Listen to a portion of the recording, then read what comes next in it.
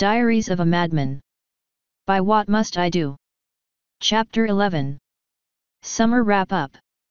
All things told, I wasn't looking forward to the change in season again. It felt like spring and summer just started and they were already ending. And since I'm from a place where the climate is a lot warmer on average and snow is more of a myth than a hard, or soft, reality, the winter weather was particularly harsh to me. Hell, it's not like the ponies couldn't control the weather anyway. I don't see why they couldn't just skip winter entirely. Fall is nice, sure. But winter? Ugh. Sadly, none of the ponies seemed to like my suggestion. Anyway, the day of summer wrap-up came not too long after the gala. Ponyville was in full swing, with a large fair set up through the entire village. Dozens of people from out of town were there, all for the apparently semi-famous festival. The hospitality of the Earth ponies was known far and wide, apparently. I was not. As the fair was setting up, a good number of the ponies stopped what they were doing and stared as I passed. Since I was in the middle of dealing with Twilight at the time, I didn't pay them any mind. And that's why I'm hosting a history show this year, she finished happily as we walked. I trudged along next to her, slouched with my hands in my pockets. So because a few foals didn't know who Star Swirl was, you decided this would be a good idea, I said. Yes. Every pony out there should know our history. It's important. And it took you almost an entire year to do this. I wanted to be thorough. You're going to help me, right? Sorry, I don't speak English. Can't. Luna's coming in tomorrow. She asked me to be her guide.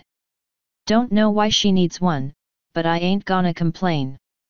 Ooh, that means I need to find some pony else.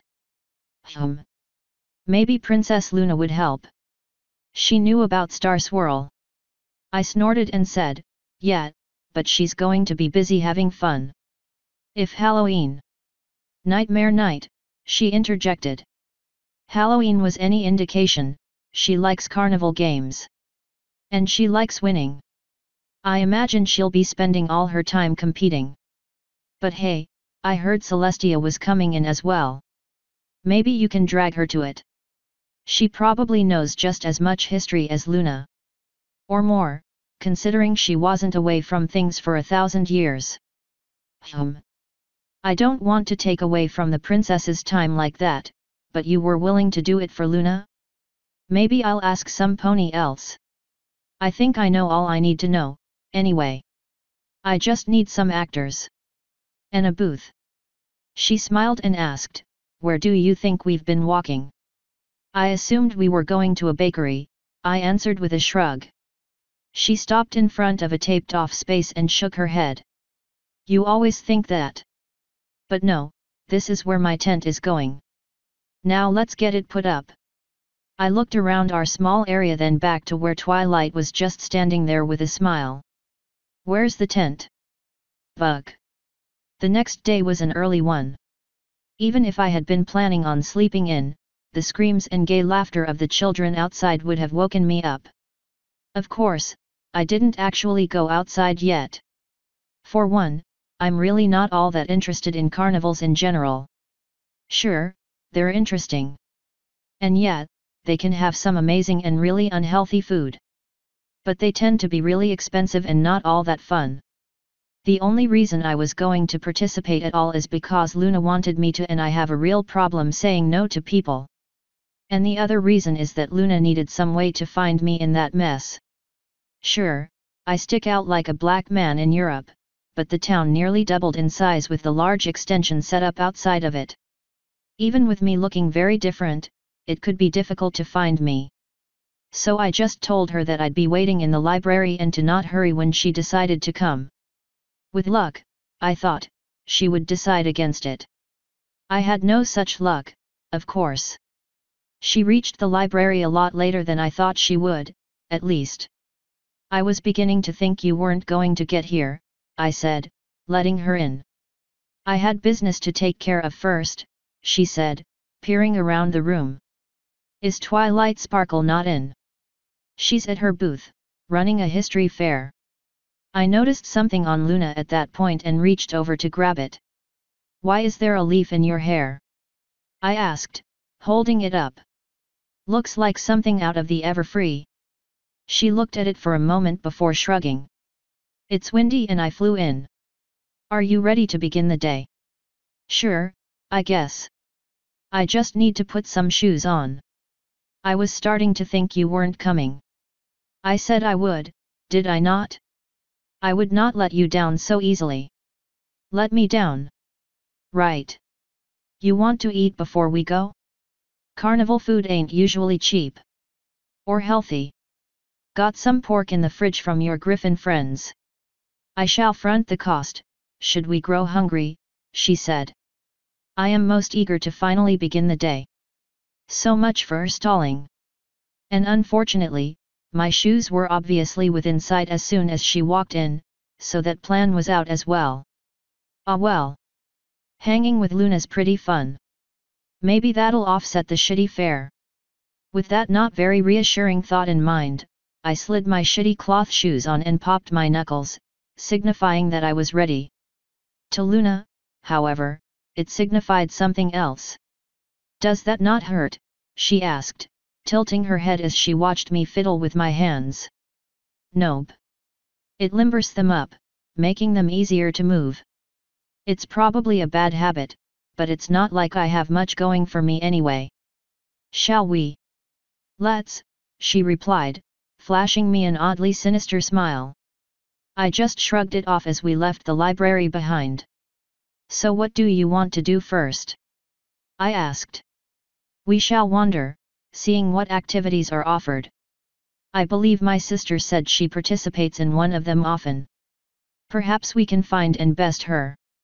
Then let's wander. And so we began. Anything come of that slut at the gala? Slut is such a word used to describe the mare that attempted to steal you. Slut, whore, hussy. There are a lot of words for it. Any repercussions? None of which I am aware. There are few that would dare seek vengeance against a princess. Though I did have many ask what happened to Egil. Did you tell them that he died in a tragic bunny fire accident? I informed them that the warrior poet Egil returned home. Many were disappointed, mostly mares. And nothing of value was lost.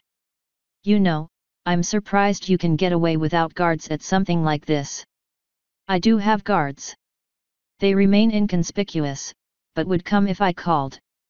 We never leave the palace without them. Unless you're Celestia, apparently. Why? Do you worry for my safety? Just an observation, I replied with a shrug. I doubt you would find many people willing to hurt the two beings everyone thinks moves the sun and moon. Thinks, Navarone. Oh hey, that guy fixed his bell. I pointed over to the strength tester thing, hoping to turn her baleful gaze away so I didn't have to explain that her moving the moon was bullshit. Thankfully, she took the bait. Indeed he did. I bet I can ring it again. If he'll let you try, I replied, following her as she walked to the guy with a purposeful gait. When the poor bastard saw us coming, his ears flinched back and he looked away, hoping we'd take the hint. However, Luna is either terrible at social cues or just completely apathetic. Either way, she said, I will ring that bell, citizen. The guy sighed and turned back to us. Hello again, princess. I modified the machine this time. Instead of bucking it, you use this hammer, he said, grabbing the rubber sledgehammer that was resting against the machine. And I just swing this down, she asked, taking the thing into her hooves. That's right, he answered, hastily nodding. Luna reared up on her back legs, taking the hammer in both of her hooves, and very quickly slammed it down onto the target. The vendor's eyes jerked as they followed the weight on the machine, watching it slam into the bell on the top, and come sliding back down, leaving the thing intact. He let out a sigh of relief. Nice, I said appreciatively. At least she didn't destroy it this time.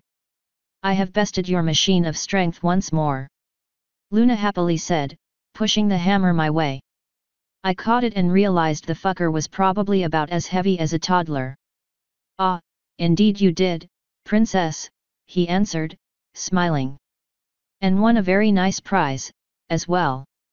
He reached into the large bag next to him and pulled out a massive lamb, handing it to her. She took the thing with a smile before looking my way. "Now it is your turn, Navarone. Let us see how well you do." "Nat," I said, setting the hammer back against the machine. "I'm not strong at all." "You will either try or you will become my prize holder for the day," she said, her eyes narrowing slightly. I just sighed, grabbing the mallet again. "Prepare to be underwhelmed," I said before lifting the thing overhead. It slammed against the target with a thin thud. I barely scored a 5. "All right then, we're done," I said, setting the mallet back. "You didn't even try," Luna said, her eyes narrowing even further. "No, I'm just really not strong," I said. "My power is in my mind, not my arms. And also I didn't try. Even if I had, though, I probably only would have gotten a 6. Luna snorted and said, "Fine. Perhaps I need to begin training you." "Not interested." "Shall we move on?" "We can discuss it later," she said, using magic to float the lamb to her back. "Let us roam." We started walking again, leaving the relieved hammer guy behind. "You know, my first time at one of these, you gave me all your winnings. Should I not give you mine in recompense?" "I'm afraid not," I hastily said. "That goes against tradition." "And which tradition is that?" she asked. I shrugged and replied, "The guy wins prizes for the girl. And I'm afraid that I'm the guy here, so you can't be winning me anything. And could I not give them as a gift instead?" "You could, but it would be tacky. What I did wouldn't be gift-giving, then. It would simply be belated trading. Here's hoping she buys it." "Very well. Hook, line, and sinker. I shall find some other way of giving you a gift, then. That is what friends do, is it not?" "I don't know, maybe. There's not anything I want, anyway." "Too bad. You shall be rewarded this day for all that you have done for me." I chuckled and said, "What, spending time with you isn't reward enough?" Oh man, did I really say that?" When I looked over at her, she was blushing quite hard and looking away. "It is flattering that you think so. So what other games do you want to play?" I asked, doing my best to change the subject. "I have heard of one called Cobber Toss," she said, sounding not quite sure. "No clue what that is," I said, shrugging. "It is when you throw a log. I saw it when I was flying in and asked one of my guards about it. Apparently it is quite a popular sport here." "Log throw? Oh. I know what that is, yet. Saw some guys doing it once." "You'd have to be really strong to do that." "Then that is where we shall go. There are plenty of other games out there, you know," I said. "Less things involving strength. Or are you just trying to find games that you can beat me at? Is it so wrong that I would like to do something that I enjoy?" she tossed back. "Fair enough. Lead the way. Just means I don't have to play carnival games. Or beat her at them." Off we went, toward the outskirts of the town. "This is quite a crowd," she commented as we walked.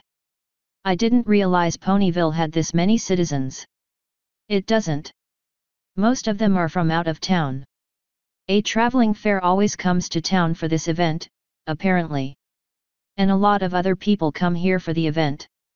Earth pony hospitality is quite famous, it seems." I remember a time, long ago, when things were different. Those were simple days, when magic was magic and spells didn't even exist. What? But the past is the past. It is good to see that the work my sister and I did paid off well, that this peace exists so freely. "If you're equine-shaped, at least," I muttered, seeing plenty of stares getting sent my way from the crowd and some vendors that we passed. Luna didn't catch what I said, probably due to the crowd. It's likely for the best, either way. Then I felt a hoof across my stomach, stopping me. I looked over and saw Luna looking at one of the tents. Fortunes, she slowly asked. Lies, I corrected. They use extremely ambiguous and vague statements that could apply to anyone and slowly narrow down your problem with a series of lucky and pointed guesses. Just a waste of time and money. How does one read a hoof? She asked, still not moving. Again, you don't, I said. They make a show of tracing lines and then spout random statements that could apply to anyone and sound hopeful, but are completely meaningless. And, tarot cards. More bullshit. Let's just keep moving. Thankfully, she dropped her hoof so we could move on. It seems odd that some pony could build a profession upon lies, she said. Is such a thing not frowned upon? People are fucking stupid, I answered with a shrug. And hope is always a very valuable commodity. Fortune tellers give hope to those that aren't educated enough to realize that they're just spouting bullshit. Some people are just comforted by the thought that someone can read their fate and give them advice based on it. But such a thing is impossible. Nay, it's not, she said. I just have yet to rediscover the tools that allow me to do it. Though my sister advised me that such a thing might be for the best. I very much agreed with Celestia, but I figured Luna could do whatever she wanted. Either way, it wasn't my problem. You, some male voice yelled right next to us. Luna and I both jumped at the suddenness, turning to face a massive white Pegasus with ridiculously tiny wings and red eyes. Steroid junkie? Compensating? Albino? Are you ready to bulk up? The dude yelled at me. No. I slowly said, my eyes taking in the sign over the tent behind him that said personal trainer. He grabbed something behind him, loudly saying, "Yet. Protein powder? Can horses even use that?" "No," I said, "either way." He tossed that behind him and grabbed a few more things, this time energy bars. "Yet. Cease, citizen." Luna answered him, sounding somewhat peeved. "If any pony is to train Nav, 'twould be I." All the energy bars fell to the ground. "Yet?" he asked, almost smirking. It was hard to tell with the horrifying muscles all over him. "Yes," Luna replied. "Do you not think I could handle it, citizen?" she asked, a icy edge entering her voice. "Yeah," the trainer answered, his eyes narrowing slightly. "Is that a challenge?" she shot back, her head lowering and her foot revving her body up to charge. "Yeah," the weird guy shouted. "Then so be it. How wouldst thou like to proceed? No magic, hoof only." "Yeah." "Hold it," I said, putting a hand on Luna's shoulder. "Let it go, Luna. You have nothing to prove." And there was a crowd growing, having heard the very obvious spectacle. "I shall teach him manners," she said, not even looking at me. "Stand aside and hold these." Her horn lit up, pushing me to the edge of the small circle that had formed around us. The lamb and her 4 shoes and tiara were thrust into my hands. "Are you prepared?" she asked him. "Yeah." "Then have at thee." The fight was over in 2 seconds, one of Luna's front hooves smashed into the dude's face. He dropped like it was hot, completely delirious. "Stallions these days are more fragile than I thought," she said, looking down on the poor bastard in surprise. "Good job, you broke him," I disappointedly said, dropping her crap and walking over to kneel down next to him. After looking him over, I said, "Best guess is broken nose, but I'm no doctor. Either way, he needs to get to the medical tent." "Yeah," the stallion whispered, his eyes crossed. "'Tis my fault, so I shall heal him," Luna said, walking over. Her horn went to the dude's face and she poured some magic into him. His eyes corrected themselves and he blinked, proper consciousness returning. "Are you well?" Luna asked him. "Yeah," he said, sitting up and rubbing at his face. Luna and I backed off, giving him room. When I realized he was okay, I just W2ALKED over to the stuff I dropped, grabbing it off the ground piece by piece. Though why I was doing that instead of letting Luna do it, I don't know. But she seemed to be talking to the trainer dude, so I don't suppose she was paying attention. So I just draped the lamb across her back and then set the crown atop her head, making sure it was askew enough to be annoying. I wasn't about to fuck with her hooves, though, so I just held onto the surprisingly heavy shoes. "Farewell, citizen," Luna finally said to the dude. This was an interesting discourse. "Yeah," he answered, nodding. Luna and I finally began walking again. "These aren't very light, you know," I said when we got a few meters away. "Perhaps this should be the beginning of your training," she said, casting a glance toward the large horseshoes I was still holding onto. "Or you could stop being so lazy and take them back," I said. "Oh, very well," she sighed, stopping and holding up one of her front hooves. I carefully balanced one of her shoes on top of it. "What are you doing?" "Handing you the first one back," I said. "You are supposed to put them on, Nav." "Do these things look like they'll fit me?" I asked, not liking what she was implying. "On me," she emphasized. "Do I look like a servant?" I asked. "Because I ain't no slave. Now if you ask politely, I'll consider it. But otherwise, I'll just drop them and let you sort them out yourself." "It is rare that any pony would speak to a princess in such a manner," she slowly said. "I ain't no pony," I replied. "I feel like we've been over this before. Honestly, it's a little insulting that you would even have a term like that, when there are plenty of other races out there that aren't ponies. Are you saying they're not included?" "It was a ploy created by my sister 3,000 years ago to increase nationalistic fervor among ponies to inspire unity," she answered without thought. "Now will you please assist me in putting on my shoes?"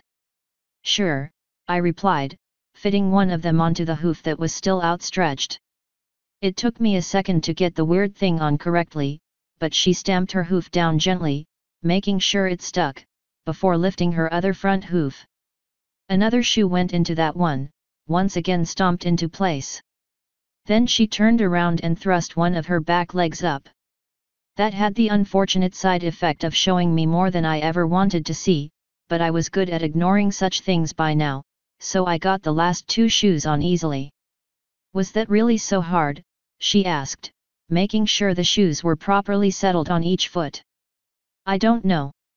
Is it really so hard to treat a friend like a person instead of a slave?" I asked. "Fair enough," she said, starting to walk once more. "I am unused to friendship. For the longest time, there were 3 castes.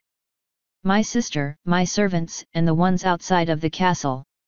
Aside from my sister, all would hop to obey at my command. It is different, having some pony that is not beholden to follow your commands. Figured 1,000 years on the moon would break that habit right quick, but whatever. Be mindful of it in the future," I said. "Even outside of just your friends, you should at the very least be polite and ask for things instead of demanding them. Or worse, just assuming them." "I am aware. It just takes practice and time. But I am better than I was, am I not?" "True. Hey, is that the log tossing thing?" I asked, nodding ahead of us where I saw some stallion attempting to pick up and throw a log that was 3 times my height. "Indeed it is," she said, smiling. "I trust that you are going to compete as well?" she asked, casting me a sidelong glance. "Hell no. That shit would throw out my back faster than you can say they." "The what?" "Just the word they. It's only 3 letters, so it's really quick to say." She just shook her head at my cleverness, continuing to walk toward what looked like a place to sign up. Of course, I followed. After all, I figured it would be amusing to see how well she could throw something like that. When we got to the small booth set up, the mare behind the counter looked up from filing her hoof, and continued looking up, not realizing just how tall her two new customers were. "Oh my," she whispered, her eyes going wide as she realized with whom she was dealing. "I am here to compete," Luna said. Really?" the chick asked, blinking in surprise. "Yes, really. Is this where I sign up?" Luna asked. Yes. You know what, I think you meet the qualifications," she nervously said. The mare grabbed a quill and wrote Luna's name on a card, then pushed it to us. "Just, give this to the stallion over there by the logs. He'll fill you in." "Excellent." Luna grabbed the card with magic and began to march off to the throwing line. Of course, I started following, but the mare stopped me. "Are you also going to compete?" "Nah," I answered. "Just here to watch Luna." She blinked in shock at my informality, but I didn't give her time to ask another question, just continuing to follow Moonbutt. When we got to the guy at the front, who was watching someone prepare to throw, Luna gently cleared her throat, catching the dude's attention. He turned our way and blinked. "Can I help you, princess?" he asked after a few seconds. "I was told to give you this," she said, floating the card toward him. He took it from the air and scanned it. "Oh, you're competing." Are you sure?" "Yes." "When may I throw?" "After this fellow tosses," he said. "Standard Earth pony rules, so no magic or flying. I suggest stretching before you throw." "Navarone, would you help me remove my shoes? You got 'em off yourself last time." "Yes, and that was before I realized you might be willing to assist." "Sure. But I'm going to find out if ponies can be ticklish on their hooves while I'm doing it." "I shall manage alone," she said before using magic to pull each one off. That didn't stop her from floating them next to me for safekeeping, however. And I also got the crown, since apparently it's uncouth for something that goes on her head to be in the dirt. And I also held the lamb thing so it wouldn't get dirty. It's what comes from being friends with royalty, I suppose. As she stretched, I couldn't help but notice how well-toned she was, despite being in a place that wasn't supposed to have gravity for so long. And since she was turning and stretching in a way that disturbed me, I looked to the fellow throwing the cobber instead. It seemed that he finally finished preparing and was lifting the log. I saw the muscles on his body strain as the log lifted and finally cleared the ground before flying several meters and landing. "Not too bad," the guy controlling the field said, turning back to us. "I suppose I should mention, princess, that the goal isn't distance as much as it is technique." "What?" she asked, straightening. "Oh, distance is important," he continued. "But not as important as making sure the log lies pointing toward you. You could throw the thing clear across town, but if it lands poorly, you'll still lose." "That is not what I was expecting," she slowly said, looking at the pile of logs again. "Every pony always says that," he answered, shaking his head. "But it looks like he's done and his throw was scored. You're up, princess." She walked over to the line, pulling one of the large logs to herself. After a few deep breaths, she grabbed it with her two front hooves, leaned back to get some lift, and fucking launched it like a spear. What the absolute fuck? It easily cleared the other guy's throw by several meters, thudding into the ground and sliding forward a few feet before collapsing and bouncing, rolling slightly. "That was the strangest bucking throw I have ever seen," the guy said, eyebrows raised. "How was it?" Luna asked, walking back over with a smile. Not that good," he said. "The way it rolled means your score's going to be fairly low. But you definitely get the prize for the farthest throw, if not the prize for the actual competition. And that is why I came," she said, her smile becoming triumphant. "Where may we claim the prize?" Let me just jot your score down. He looked out to the field, where a guy with large cards was showing some message. The dude quickly wrote the numbers down and nodded.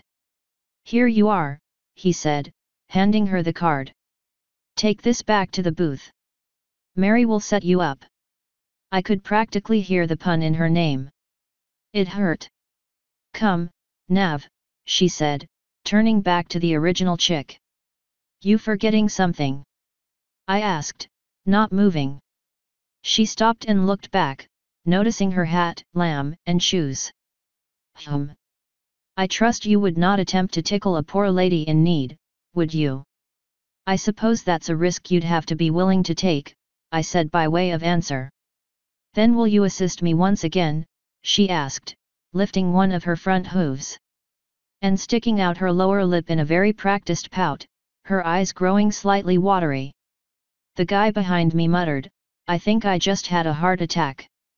I rolled my eyes and grabbed the shoes, walking over. First, I got rid of the crown. Second, the lamb.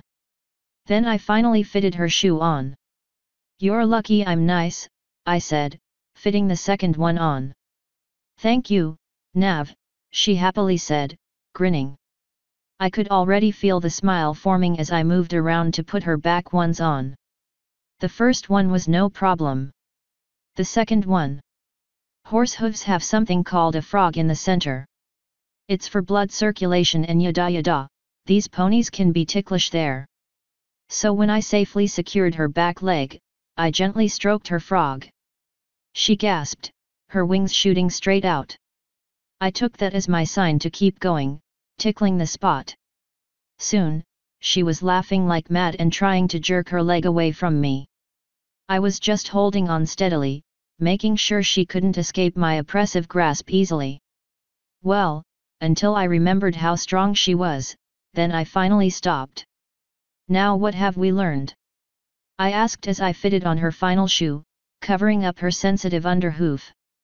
That thou art a menace, she growled, jerking her head away from me and slapping me with her tail. Damn right, I replied with a nod. Now, you ready to drop that card off? Humph. She turned her head away from me in a little huff. Man, you ponies are so adorable sometimes, I chuckled. Makes me just want to. I leaned in and snatched her in a hug before she could get away. Unhoof me, she shouted, making no attempt at all to make me stop. I don't have hooves, sorry, I answered. Then release me at once. Are you going to stop your little tantrum? I asked. Princesses do not have tantrums, she said. Then why are you so mad? I asked. She didn't reply. After a few seconds, I pulled away, smiling. She was just glaring at me. I opened my mouth to say something, but she just turned and started walking to the booth. Are you suicidal? The cobber guy asked as she walked off. I've been considering it ever since I got here, yes, I happily answered before following the irate princess. When we got to the booth, Luna handed the card over without a word. Wow, the chick said, her eyebrows lifting. I think that's a new record. Shame about the angle, but it's hard to get right without a lot of practice. I think it's safe to say that no pony will be beating that distance, though. That definitely deserves a prize. She reached down under the small booth and pulled out the largest stuffed banana that I have ever fucking seen. There's absolutely no way that thing could have fit under the damn booth, not unless she had some kind of bag of holding or something. Here you are, she happily said, handing the thing over. Luna smiled darkly, taking it. Thank you. I believe you should be the one to hold this, Nav, she said, passing it to me. How very fitting. I was suddenly very tempted to throw that fucking banana in her face, but restrained myself. Instead I narrowed my eyes slightly and said, do you want to hear about the time my grandfather and I broke a horse in? Only a horse, she asked, turning back to town. I've broken more species than you have fingers.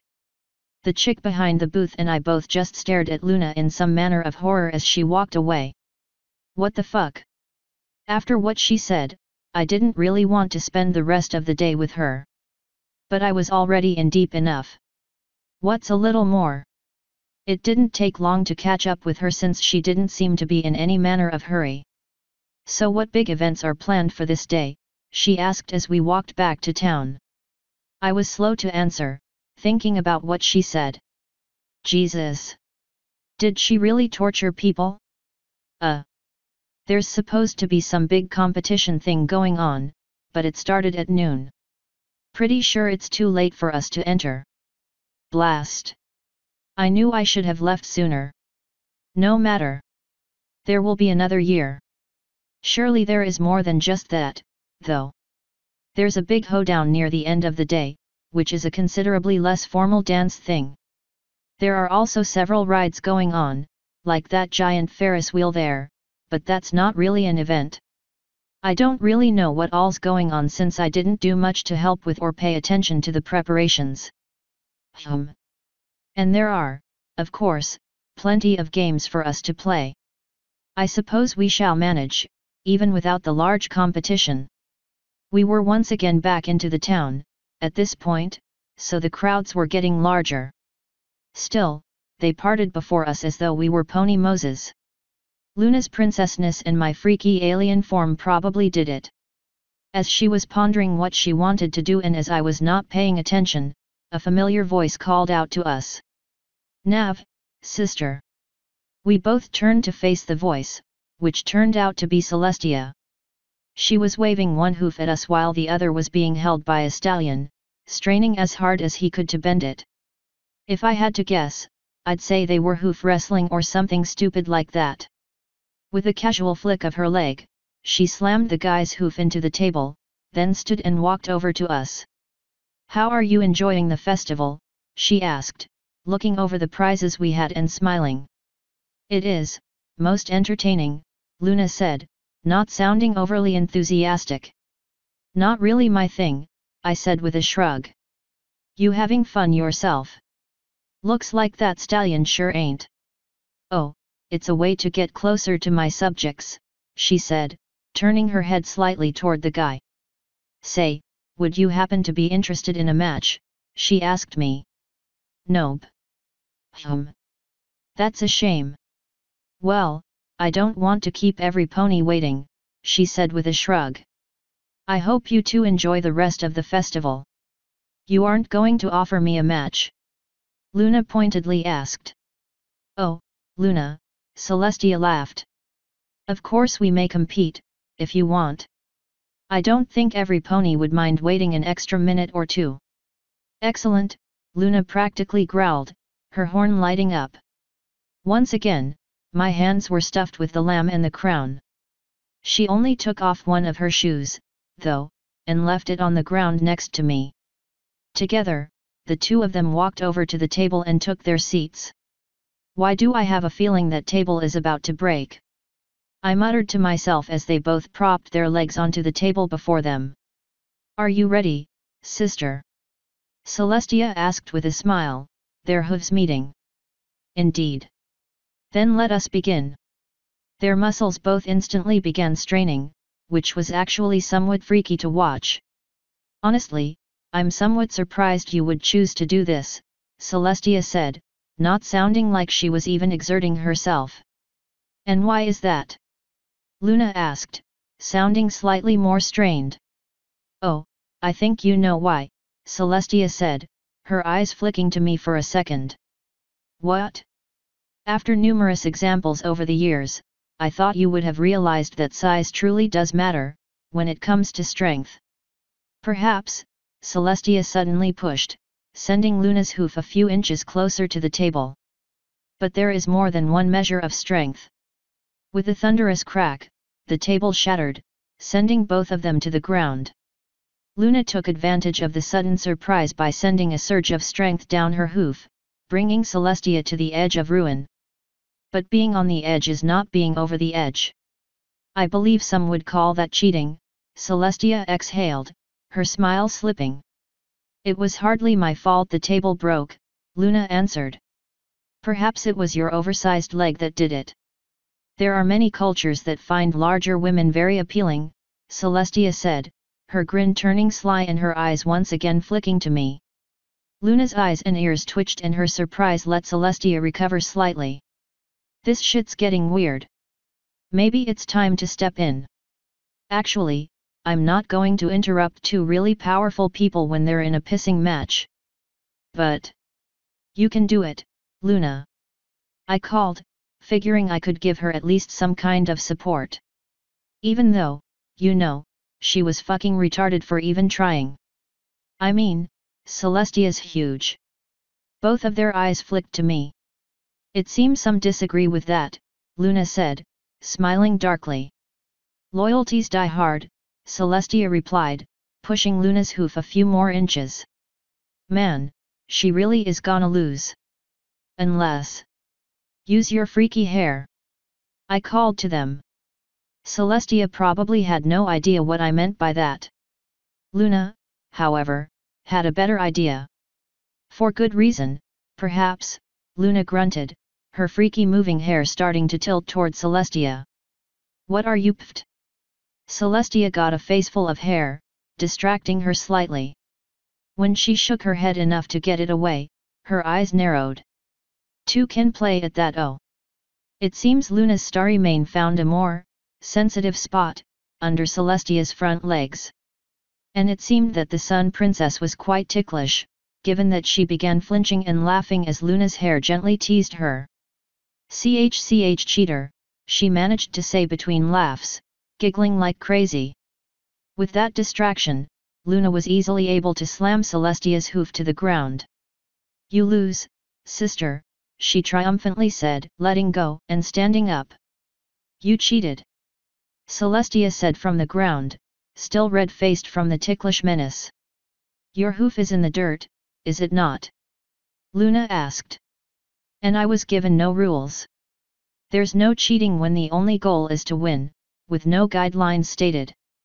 You'll never impress any pony like that, Celestia said, rolling her eyes and standing. Her pristine white coat was now very much more dirty, but what do you really expect when going to a fair?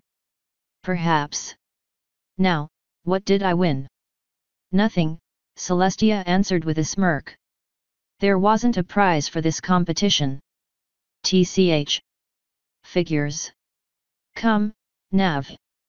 Perhaps we can find some pony more sporting with which to compete. Have fun, you two, Celestia said, her normal motherly tone coming back.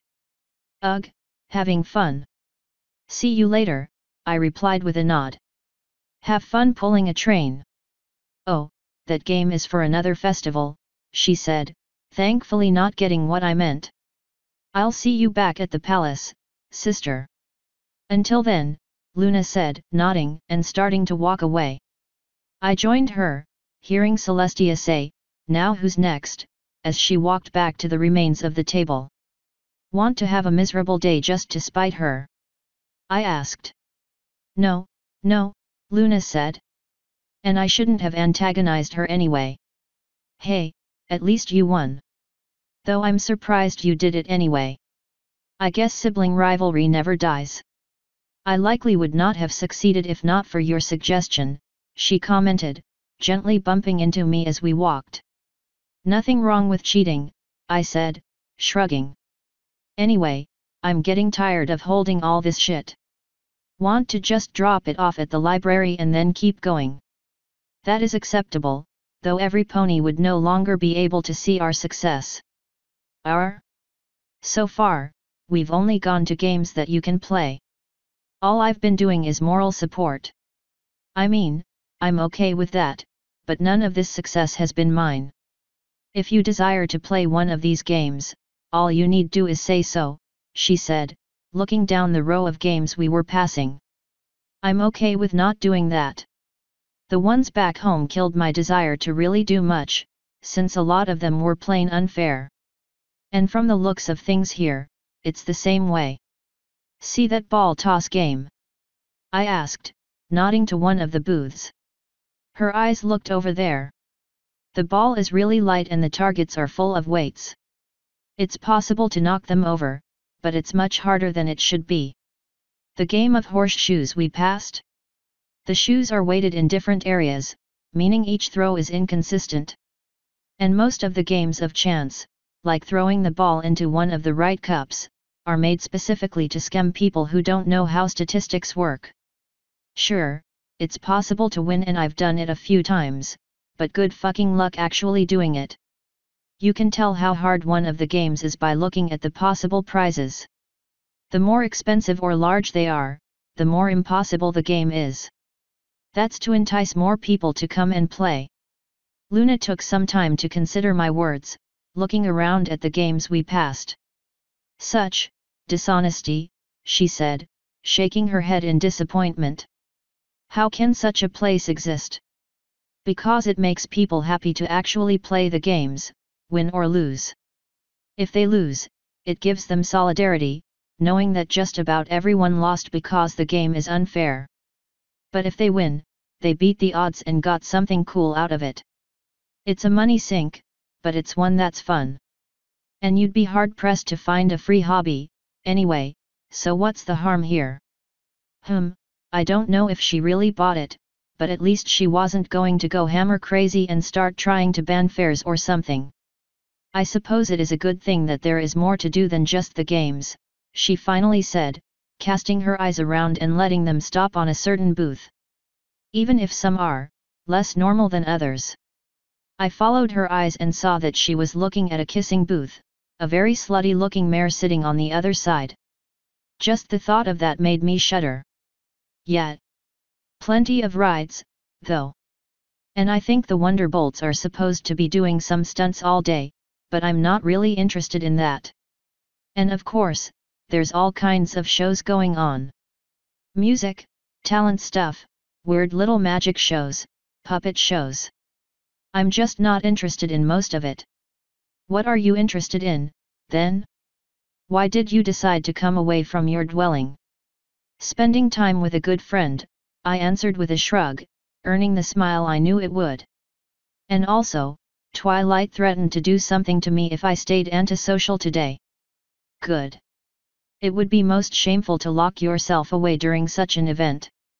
Especially since I am here. Self-flattery, If you say so.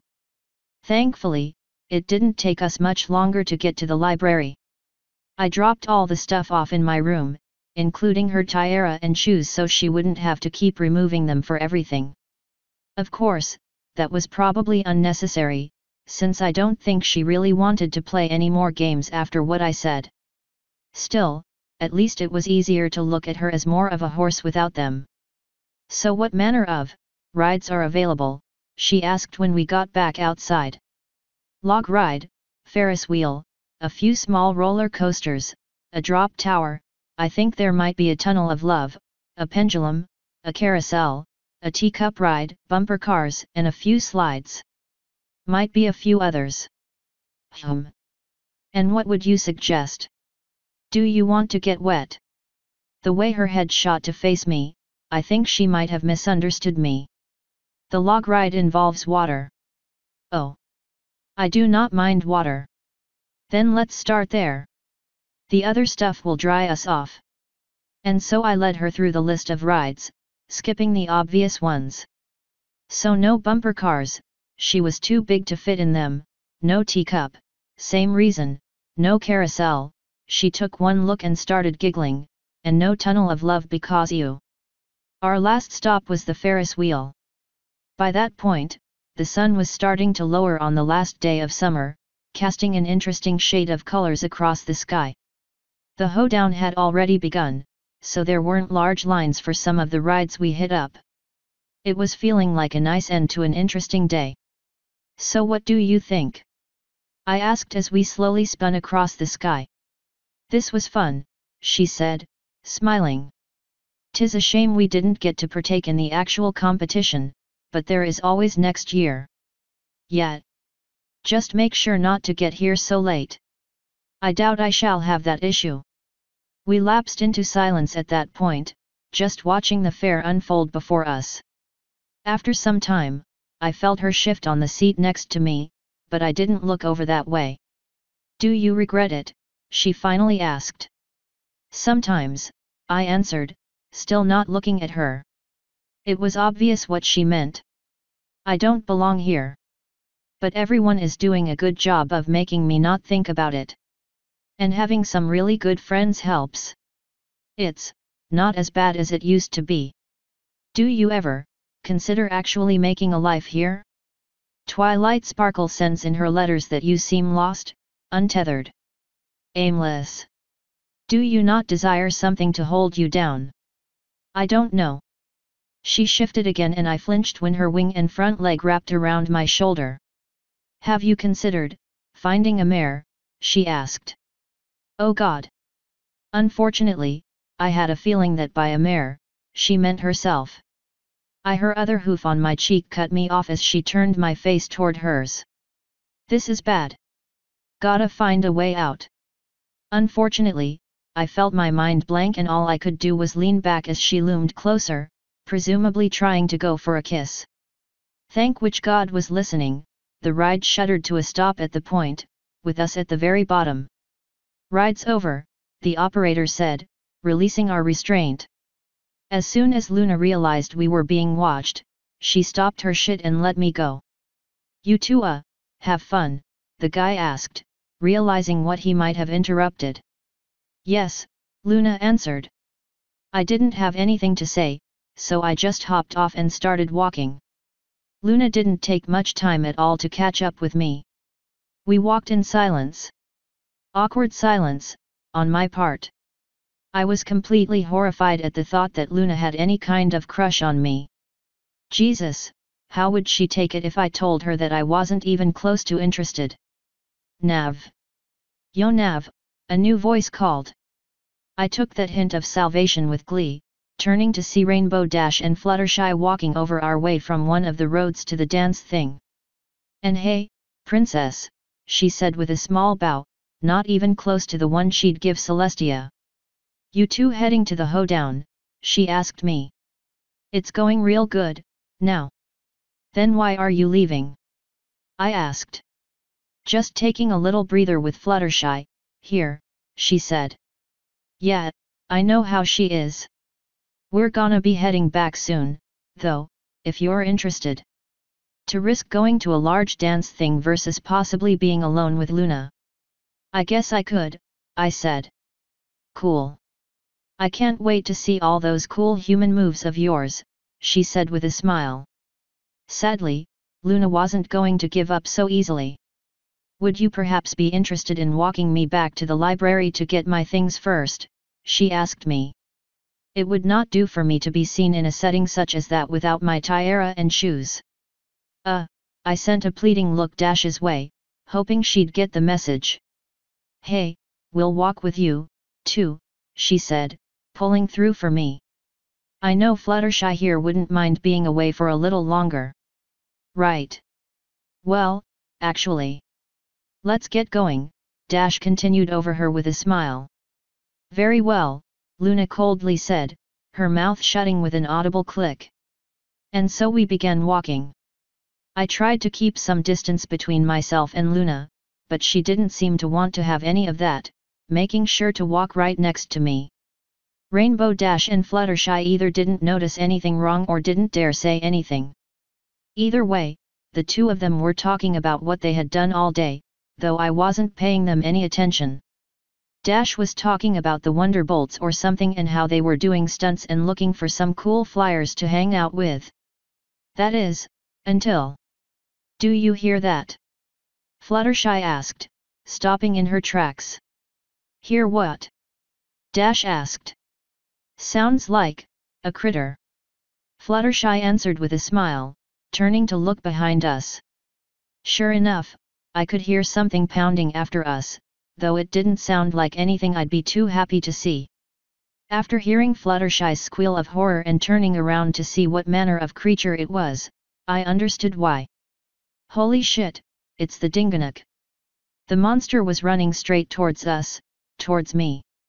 Fluttershy immediately jumped behind one of the booths next to us, hiding from the beast. Dash up and fucking vanished, flying off to who knows where. Luna jumped forward, a dark smile forming on her face as the beast ignored all of them and seemed to run right at me. "I shall defend thee," Luna said, charging toward the monster. "Wait, we have wings," I shouted, trying to get her to just fly up with me so it couldn't reach us instead of trying to fight the thing by hand. She didn't listen, but that didn't matter since it wasn't even looking at her. So when she got in front of it, she whirled around and bucked it in the face, actually sending it reeling even though it was covered in scales. She turned back and started moving forward, continuing to attack the thing. It still wasn't paying her much mind, but it didn't have to. Right after Luna pushed it back a few feet and jumped forward to press her advantage, Rainbow Dash fucking crashed into her from above, sending both of them into the dirt. "Oh shit. Learn to correct your fucking aim, Dash." Of course, with Luna out of its way, it had a straight line to continue barreling toward me. I lifted my wings in an attempt to take off, but there was no way I had enough time. The last thing I saw before entering a whole new world of pain was its glassy eyes staring at me in some form of confusion.